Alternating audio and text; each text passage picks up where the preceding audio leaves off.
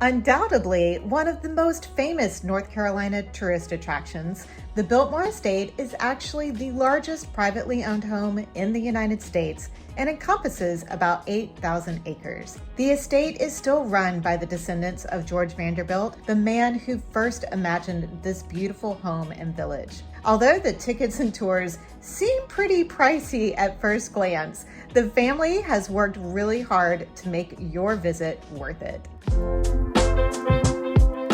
The Biltmore Estate is an icon of the 19th century, built by George Vanderbilt, and you do not want to miss visiting this if you are coming to Western North Carolina. Today, I'm going to share with you everything you need to know about visiting the Biltmore Estate. Let's go. The best times to visit the Biltmore Estate are also the most popular times to visit the Biltmore Estate, and that is in late spring, like April and May, and also in October, November, and December. October, you get to see all of the fall foliage in the beautiful colors of the leaves, and they are also starting to decorate for Christmas, which is one of their high seasons, which is why November and December also get crowded. You will want to avoid Saturdays if possible during those high times, because those tickets are really hard to come by unless you reserve them really early. Now, if you don't mind missing the beauty of the gardens or the Christmas decorations, you can come when I did, which is late winter, January and February. The weather can be a little iffy. It can still be really cold, or you could have more mild days like I did. But if you really want to get the most bang for your buck, I would suggest coming in the spring or right around Christmas. This is where you are. Okay. You drive, it takes about 30 minutes to drive the 3 miles. You park and get out. Right. This was designed by Frederick Law Olmsted back in the 1890s, as you know. He was definitely clear anticipation. Right. Buying your tickets online is the way to go because you will save about $8. Also, you'll be able to better choose what time you want to start your tour. Just be aware that the time slot you're purchasing is for the time you will need to be at the house to start your tour. You can arrive early and should arrive early to give yourself plenty of time to make your way to the house and maybe wander around the gardens a bit. I would also encourage you to look into adding an extra day to your ticket for just $25 more. You will have to do this at the guest service stations that are around the property because it's not available to do online. This is a tip that I learned after my visit and wish I had known ahead of time. I ended up spending way more time wandering around than I anticipated and could have definitely used an extra day to see some of the parts of the village area that I would have liked to have seen and just ran out of time at the end of the day. We're at Antler Hill Village and Winery now.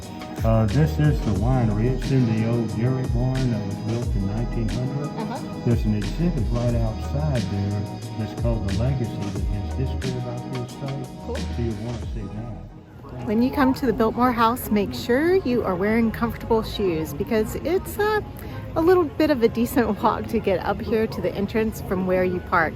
And that's just from parking lot A. When it's really busy and you've got to park in parking lot E, it's going to take you a while.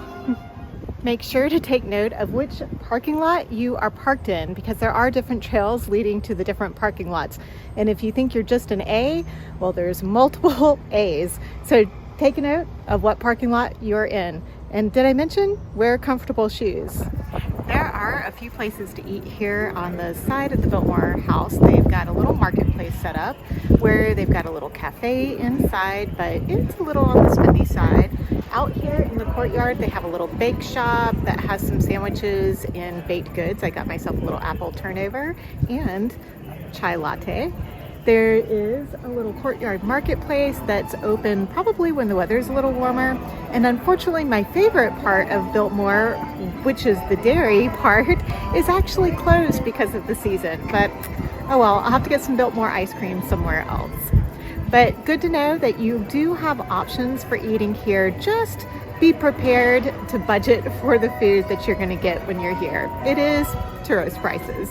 Make sure you arrive at least 30 minutes before, if not maybe an hour or more before your ticketed time, because you're going to have to come through an exterior sentry drive down the very long driveway, park, and either walk or take a shuttle to the actual estate. And that takes a little more time than you might think it will, so definitely plan for an early arrival. If you have mobility problems, especially with stairs or doing a lot of walking, this tour may not be for you. There are a lot of stairs involved and you do have to walk around quite a bit of the estate. So it might be something to take under consideration. There is a wide variety of extra tours available, from a rooftop tour that goes in depth on the design and construction of the home, to a below stairs tour about the life of the servants who ran the household. These tours will add about $40 to your basic ticket price, but from what I understand, it's well worth the additional cost. Make sure to give yourself plenty of time to explore the gardens. I would say at least an hour to 2 hours, especially during the spring and summer when everything is in full bloom. Right now it's winter and everything's a little dormant, and I might have squeezed myself a little tight. I have a wine tasting reservation scheduled in about 30 minutes. So we'll see how much of the conservancy I can see in just a few minutes, and then I'm off to my wine tasting. But make sure you give yourself plenty of time. Y'all, it is so amazing in here. This conservancy hothouse tropical plants is like heaven, especially as cold and chilly as it is outside. Love all the plants in here, just amazing. If you want to get the real DL on how this beautiful home was imagined, designed, and built, make sure to read The Last Castle by Denise Kiernan before you come here for a visit. It just gives you a much deeper appreciation for what you're going to see and gives you so much more details than you're going to get on the actual tour itself. So if you like to read, I highly recommend that. I actually listened to it on the way up here, so that's another way to read the book.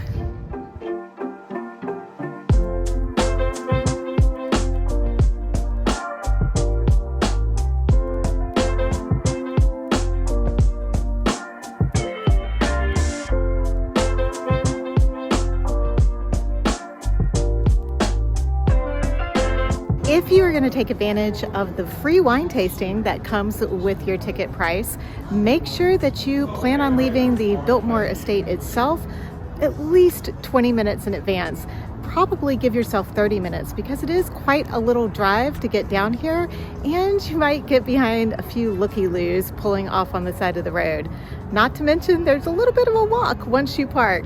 So just keep that in mind when you are planning your time out for a Biltmore visit. For more advice on planning a trip to Asheville, North Carolina, check out this video next. Thank you so much for watching, and I look forward to seeing you in the next video.